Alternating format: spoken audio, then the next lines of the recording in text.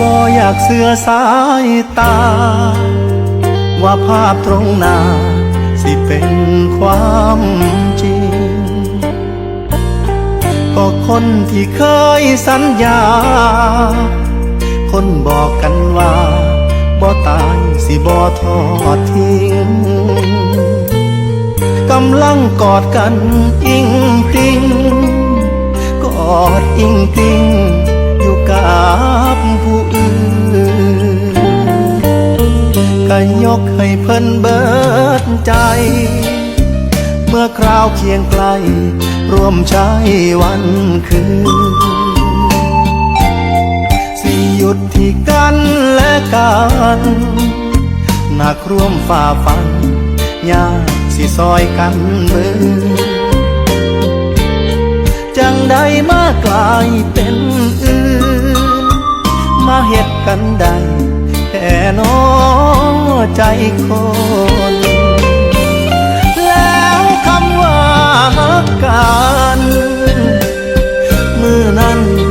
มันเหี่ยทิ่มสายแล้วคนที่ว่าฮักหลายมือนี้หัวใจเอาไผ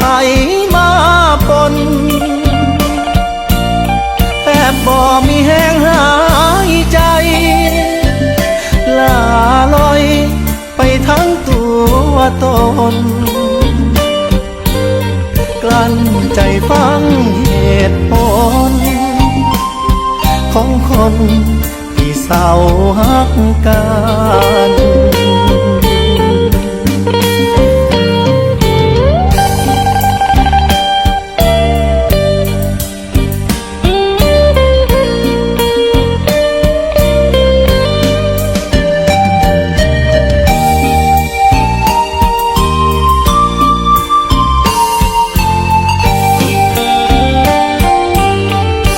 เคยโทษเขาเบิดแฮ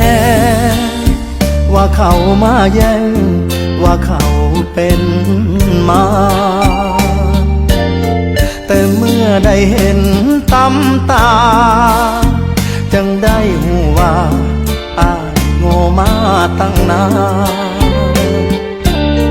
ที่แท้ก็เป็นน้ำกันทิ่มกันง่ายแค่น้อใจคนแล้วคำที่ว่าฮักกันมือนั้นมันเหี่ยทิ่มสายแล้วคนที่ว่าฮักหลายมือนี้หัวใจเอาไผมาปนแทบบ่มีแห้งหายใจ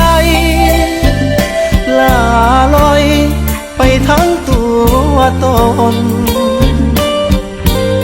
กลั้นใจฟังเหตุผลของคนที่เศร้าฮักกันอ้ายบ่อยากฟังเหตุผลของคนที่เศร้าฮักกัน